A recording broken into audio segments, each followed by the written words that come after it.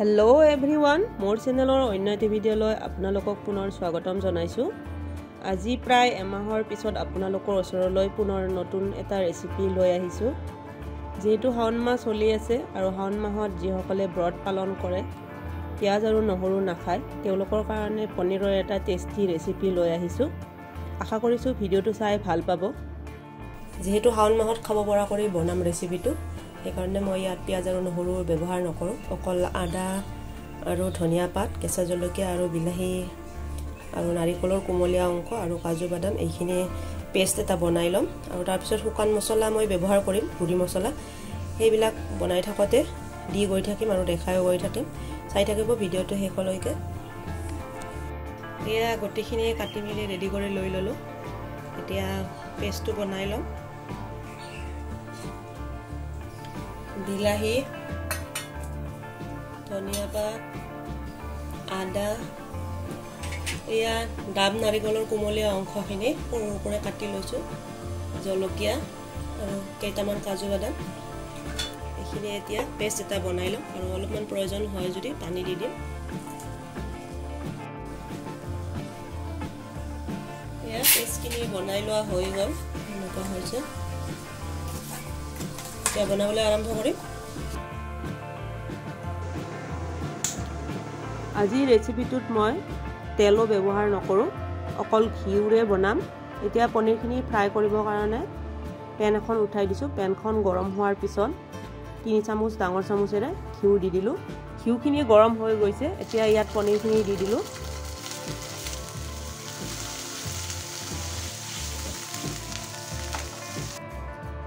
এতিয়া ইয়াত নিমখ অলপমান, হালধি আৰু ৰঙা জলকীয়াৰ গুড়ি অলপমান দি দিলো। এতিয়া পনীৰখিনি অলপ সময় ভাজি লম, প্ৰায় 2 মিনিট মান সময়।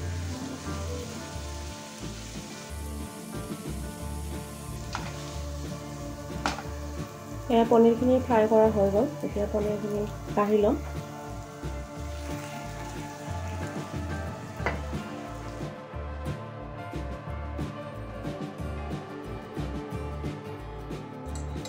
গেছটোৰ কেৰাহী এটা উঠাই দিলোঁ আৰু কেৰাহীটো গৰম হ'ব দিম। কেৰাহীটো গৰম হোৱাৰ পিছত ডাঙৰ চামুচেৰে 2 চামুচ ঘিউ দি দিলোঁ। এতিয়া ইয়াত মই গ্ৰেভিখন বনাম। 3 চামুচেৰে 1 চামুচ গোটা জিৰা, দুখিলা তেজপাত, এটা শুকান জলকীয়া, সেইখিনি কেইছেকেণ্ডমান ভাজি ল'ম। এতিয়া এই যে পেষ্টখিনি বনাই থৈছিলোঁ সেইখিনি দি দিলোঁ।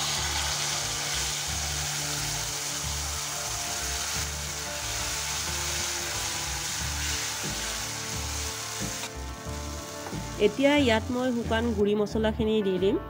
নিমখ সোৱাদ অনুসৰি, হালধি আধা চামুচ, ধনিয়া গুড়ি আধা চামুচ, জিৰাৰ গুড়ি আধা চামুচ আৰু জলকীয়া গুড়ি অলপমান দি দিছোঁ। নিমখ আৰু হালধি দিয়াৰ সময়ত মোবাইলটো অফ হৈ আছিলে, সেইকাৰণে দেখুৱাব নোৱাৰিলোঁ, মই কৈয়ে দিলোঁ। এতিয়া মছলাখিনি ভালদৰে ভাজি ল'ম যেতিয়ালৈকে ঘিউখিনি ওপৰত উঠি নাহে। মছলাখিনি প্ৰায় 5 পৰা 6 মিনিটমান সময় ভাজি ল'ম। এয়া মিক্সিৰ জাৰটোত লাগি থকাখিনি দি দিলোঁ।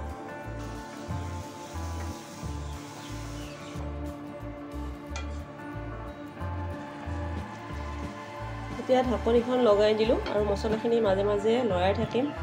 প্ৰায় ঘিউখিনি ওপৰলৈ উঠি নহালৈকে ভাজি ল'ম।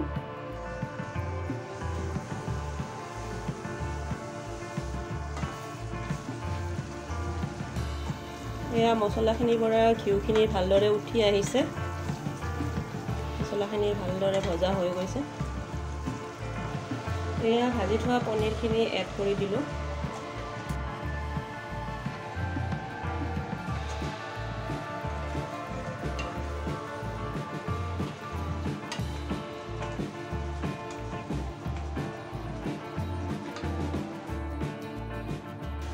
এতিয়া ইয়াত এয়া উতলা গৰম পানী দি দিলোঁ।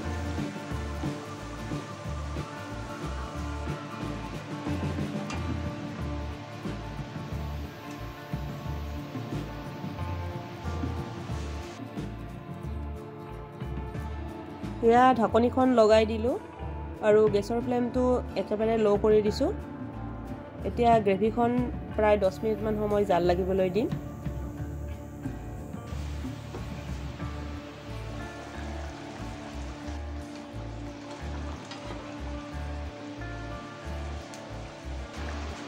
এতিয়া এয়া সামান্য পৰিমাণৰ চেনি দি দিলোঁ, যেহেতু বিলাহী দিছোঁ অলপ টেঙাটো বেলেঞ্চ হ'ব দিছোঁ আৰু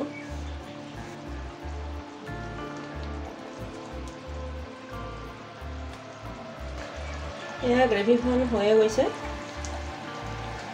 এতিয়া মই অলপমান ইয়াত গৰম মছলা দি দিলোঁ। গৰম মছলাখিনি মই ঘৰতে বনাই লৈছিলোঁ আৰু অলপমান এয়া কাটি থোৱা ধনিয়া পাত। এতিয়া গ্ৰেভিখন লৰাই দিম।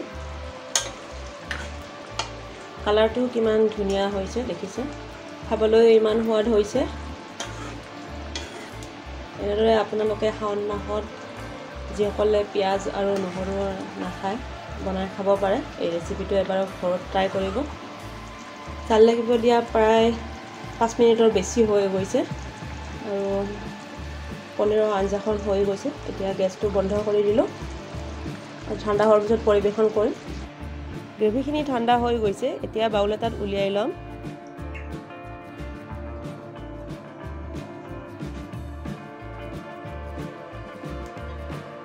আৰু শেষত কাটি থোৱা ধনিয়া পাতেৰে গাৰ্নিচিং কৰি দিলোঁ। ভিডিঅ'টো চাই কেনেকুৱা পালে কমেণ্ট কৰি জনাব। ভিডিঅ'টো যদি চাই ভাল লাগিছে তেতিয়াহ'লে লাইক কৰিব, শ্বেয়াৰ কৰিব আৰু মোৰ চেনেলটো ছাবস্ক্ৰাইব কৰিবলৈ নাপাহৰিব। ওচৰতে থকা বেল আইকনটো প্ৰেছ কৰি দিব, তেতিয়াহে মোৰ আহিবলগীয়া ভিডিঅ'বিলাকৰ ন'টিফিকেশ্যনবিলাক আপোনালোকে পাই থাকিব। আৰু এই ভিডিঅ'টো যদি ফেচবুকত চাই আছে তেতিয়াহ'লে মোৰ ফেচবুক পেজটো ফ'ল' কৰি দিব।